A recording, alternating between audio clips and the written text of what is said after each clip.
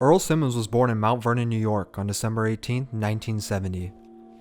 His mother would take on the responsibility of raising him and his siblings on her own, as Earl's dad cut off all communication when he was born. This left him to be raised alone by his mother along with his 4 sisters in their 1-bedroom apartment. In his words, he stated she was incapable of looking after him. This was the start of his adolescent years that would turn out to be far from average. He spent his childhood mostly in Yonkers, a city just north of the Bronx. He suffered greatly from asthma and would take trips to the emergency room almost every night due to waking up unable to breathe. Things didn't improve over the years, and his frustration only built up more over time. He often found himself getting into fights, inevitably getting kicked out of different schools. A lot of this trauma came from his living conditions at home. He was often beat by his mother and her various boyfriends. In some cases, he was beaten so badly his teeth fell out, and he suffered bruises and cuts all over his face. After being kicked out of school in the 5th grade, he was sent to a children's home for 18 months, in hopes it would help him out. But it didn't help, and he never finished his 18th-month stay, because he was kicked out after he and a roommate started a fire. When he returned home, the abuse from his mom only continued, and his dad was still absent, only coming to New York when he happened to be in the area selling art. At 10 years old, he was once again expelled from school after throwing chairs at his teachers. He was arrested twice for arson and assault. This is when he turned to the streets for answers. He began running away from home and would sleep in the Salvation Army clothing bins at night. The only comfort he found in the dark times were the stray dogs he met on the streets of Yonkers. While on the streets, he was introduced to hard drugs from people he thought were trustworthy. He often smoked weed that was laced with crack cocaine unknowingly. But shortly after he began doing this, his mother found him and sent him to another boys' home. Although being in a boys' home wasn't the answer he needed at the time, it was an impactful experience and would set his life in a different direction. She told him she just wanted to visit a place. And they get there and it was kind of suburban and lots of grass. She says, "Earl, do you like it?" He's like, "Yeah, I kind of like it. This is cool." And she says, "Well, great, because you're not coming home." While he was staying there, he started bonding with the other kids over their love for hip-hop music. After freestyling to them, they encouraged him to continue writing music and told him he had a lot of potential. This gave Earl the little bit of motivation he needed and helped him discover the career he was ready to pursue, giving his life meaning.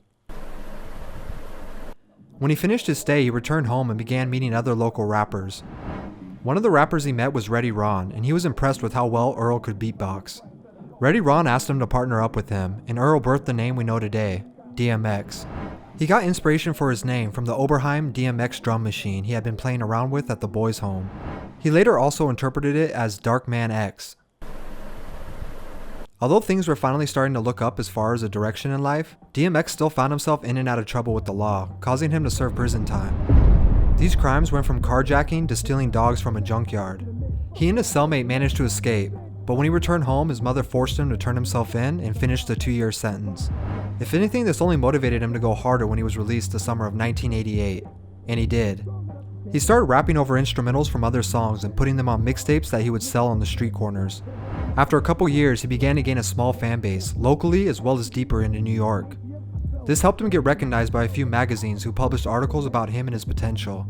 When labels caught wind of the buzz he now had, he started getting offers until settling down with Columbia Records label, Rough House. He released his debut single, Born Loser, and things started to change. He didn't drop another single for over a year until releasing Make a Move in 1994, which was successful. He spent the next couple years building his brand and collabing with other artists like Jay-Z, Ja Rule, and LL Cool J. He ended up leaving Columbia Records for somewhat unknown reasons, but we know he was unhappy. He joined forces with Def Jam, who would produce his debut album. The fans had been patiently waiting on new music. It was work, dog. You know what I'm saying? Everything we doing is coming. You know what I'm saying? Everywhere we went, you know what I'm saying? We had to pay for it if we wanted to get there. You know, then pay to get in, and you know what I'm saying? It was mad work, and then struggle, and yo, listen to check this out. You know what I'm saying? It's Dark and Hell is Hot was released on May 12, 1998. It included songs like Get At Me Dog and Rough Riders Anthem. The album went #1, and it sold over 5 million copies, shattering expectations and commercializing DMX's name. In that same year, he released his second album, Flesh of My Flesh, Blood of My Blood, once again going #1 and multi-platinum. He was gaining worldwide success and becoming one of the biggest artists of the time. He kept the momentum going all the way into 1999, and he released And Then There Was X, which included his first ever top 10 song, Party Up. This is also the year he would settle down and get married to his wife, Earl Simmons. It was also the beginning of his decade-long beef with Ja Rule, after he felt DMX's voice was too similar to his. I never had beef. If I had beef with Ja Rule, man, there wouldn't be a Ja Rule. You know what I mean? I never had beef with the boy, you know what I'm saying? He got out of line. But, you know, that's my boy. What you gonna do? You know, you can't kill your son, you know what I'm saying?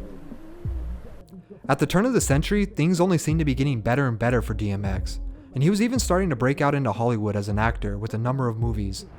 His fourth and fifth albums, The Great Depression and Grand Champ, would both go #1, making him the first artist in history to have 5 back-to-back albums do this. In addition, his singles Where the Hood At and Get It on the Floor were doing big numbers. For someone who had so much to celebrate, he still struggled to leave his past life. By 2004, his sales numbers began to slowly decline, and his list of drug and legal-related issues got longer. These charges included animal cruelty, possession of drugs, assault on a prison guard, menacing, driving without a license, and carjacking. In addition, he was having problems in his marriage, where he and Tashira had 4 kids, but DMX was fathering an additional 10 kids from other women. This would snowball into more problems such as child support and back payments. He tried to return to music in 2006 by releasing The Year of the Dog, this time under Columbia Records after Jay-Z helped him get out of a $12 million debt with Def Jam. But his music would only sell a fraction of the sales his previous projects sold. His career and personal life were starting to fall apart, and his battle with drug use only got worse over the years because of this. In 2010, Tashira would file for a divorce. While this is happening, DMX would film a show documenting his road to recovery and getting his life back on track. Unfortunately, he would relapse just weeks after filming, and the show was never premiered, despite him wanting to change for the better. He continued to release music under various labels throughout the coming years, but he was struggling to win over a new generation of listeners who may not have known about his history. He continued to strive for a healthier life and began working on his 8th studio album. He also went on a world tour in Bulgaria and Serbia. Redemption of the Beast was released on January 13, 2015, and it was his last album released to date. In 2016, DMX and his girlfriend gave birth to his 15th child. Today is the 6th day rapper DMX remains on life support at White Plains Hospital. He's in grave condition since reportedly suffering a heart attack and drug overdose last Friday. On Saturday, April 3rd, it was made public that DMX had overdosed in his New York home, which triggered a heart attack. He suffered brain and lung failure, with no brain activity for 6 days before passing away on April 9, 2021. He was only 50 years old. Despite having a traumatic upbringing, DMX managed to make a way for himself and write an impactful chapter in the hip-hop history books. With decades of art and stories told, his legacy will live on with his music.